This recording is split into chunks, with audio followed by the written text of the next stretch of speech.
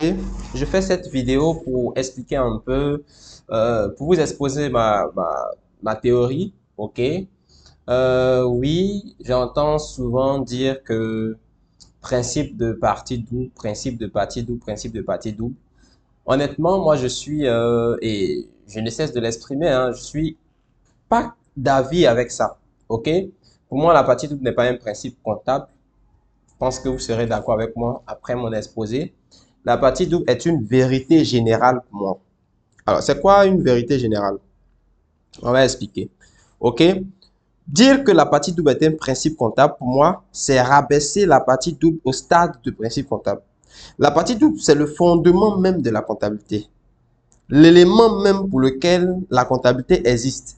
Et pour moi, dire que la partie double est un principe comptable, c'est de le rabaisser au stade de principe comptable. Je vais vous donner un exemple très simple. OK? Vous voyez, les principes comptables, c'est quoi? C'est les règles à suivre pour la bonne tenue de la comptabilité en vue d'atteindre les objectifs escomptés de la comptabilité, notamment l'objectif premier qui est de refléter l'image fidèle et l'objectif final qui est de diffuser des états financiers, donc de présenter des états financiers de gestion, bien évidemment, qui reflètent aussi l'image fidèle. On se suit, n'est-ce pas?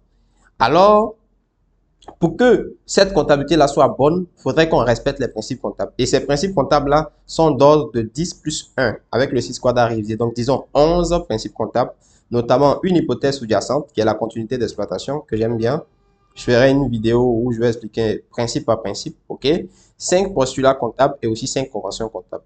Vous n'allez voir en aucun cas, parmi ces principes-là, mentionner principe de la partie double. Par conséquent, pour moi, la partie double n'est pas un principe comptable. Je vois des gens qui vont dire, si, mais bon, écoutez, depuis longtemps, on dit principe de partie double, on dit principe de partie double. Non. Regardez un peu. Si la comptabilité était une religion, disons le christianisme par exemple, les principes comptables ne seront rien d'autre que les 10 commandements. Si la comptabilité était l'islam, les principes comptables ne seraient rien d'autre que les 5 piliers de l'islam. Pour vous dire à quel point, ok, et même pour la religion, pour la bonne pratique de la religion, ok, il y a des principes à suivre. C'est pareil pour la comptabilité. La comptabilité est une science, je rappelle, ok. Donc, les principes à suivre pour la bonne tenue de la comptabilité, c'est un peu l'équivalent des 10 commandements pour la religion chrétienne, par exemple, ok. Alors, dans les 10 commandements, est-ce que vous allez retrouver un commandement qui nous dit, par exemple, de respirer? C'est une question que je vais vous poser. C'est la question fondamentale de ma théorie que je vous expose aujourd'hui. Est-ce que vous allez retrouver un commandement qui nous dit de respirer? Non. Le fait de respirer doit plus être, je veux dire, un commandement.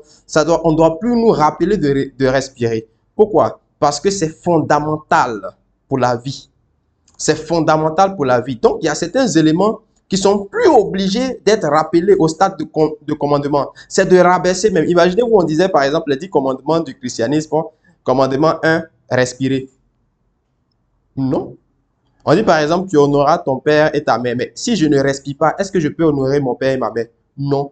Si je ne vis pas, je les honore comment? Donc, respirer est tellement fondamental même que, pour moi, ce serait vraiment aberrant de citer ça encore parmi les 10 commandements, mais parmi les 5 piliers de l'islam, ou bien parmi, en fait, les principes fondamentaux de la vie, ou bien ainsi de suite. Alors, c'est une vérité générale. Une vérité générale, ça veut dire quoi? On est tous arrivés au monde. On n'a pas posé la question à quelqu'un, pourquoi on respire? Ah non.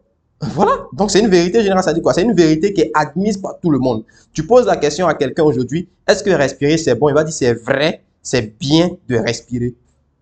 Et donc, c'est une vérité générale. Par conséquent, on va plus citer ça encore dans l'ordre des principes à respecter parce que tout le monde respecte cela si tout le monde se voit humain. Moi, je dis, la partie double n'est pas un principe comptable, ne fait pas partie des 11 principes comptables. La partie double est une vérité générale. Pourquoi? Parce que si tu dis que tu es comptable, automatiquement, tu es obligé d'accepter la partie double. Sans quoi la comptabilité ne marche pas. Parce que la comptabilité est binaire. Binaire, on parle de biparité. Donc, on parle de bipartie. Et donc, nous, on va dire débit-crédit. Mais en principe, le binaire, c'est le 0 ou le 1. C'est deux états sous-jacents opposés. Est-ce qu'on se suit?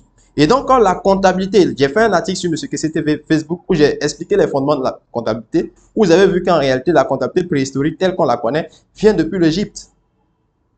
Vient depuis l'Égypte. On se suit? Donc, en réalité, la partie double, c'est l'élément fondamental pour qu'une comptabilité puisse exister. S'il n'y a pas de partie double, alors on ne parle pas de comptabilité. Du coup, dire principe de partie double, pour moi, c'est rabaisser en fait la partie double qui est l'élément fondamental même de la comptabilité, c'est de rabaisser cet élément-là au stade de principe comptable.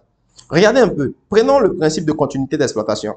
On va dire que c'est notre hypothèse sous-jacente, c'est-à-dire quoi? C'est le principe phare même, le principe de base. Il faudrait qu'il y ait continuité d'exploitation.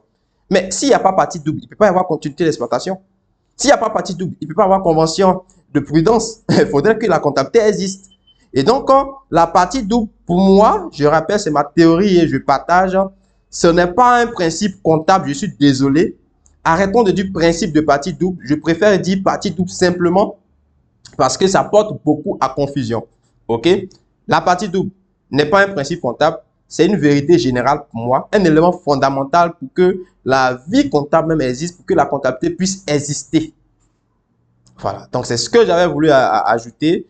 Je ferai des petites vidéos comme ça pour vous partager un peu certaines thématiques. Franchement, je ne veux pas que nous soyons dans une comptabilité telle que on vient, on trouve la comptabilité et on continue de faire des choses qu'on a trouvées. Non, non, non, ça ne fonctionne pas comme ça. L'intelligence voudrait que on vient, c'est vrai, il y a des choses qui existent depuis très longtemps, on a vu, il y a des documents qui ont été écrits ainsi de suite par des auteurs que je salue, mais on croise la chose, on étudie parce que Dieu nous a donné cette possibilité-là d'apporter notre touche personnelle, donc de réfléchir, on réfléchit, on voit qu'en réalité, je vous assure qu'il y a beaucoup de théories d'Einstein qui ont été, voilà quoi, qui ont été démontrées fausses. Voilà, voilà, il y a beaucoup de théories. Einstein, bon, je vais vous faire voyager un peu dans le quantique.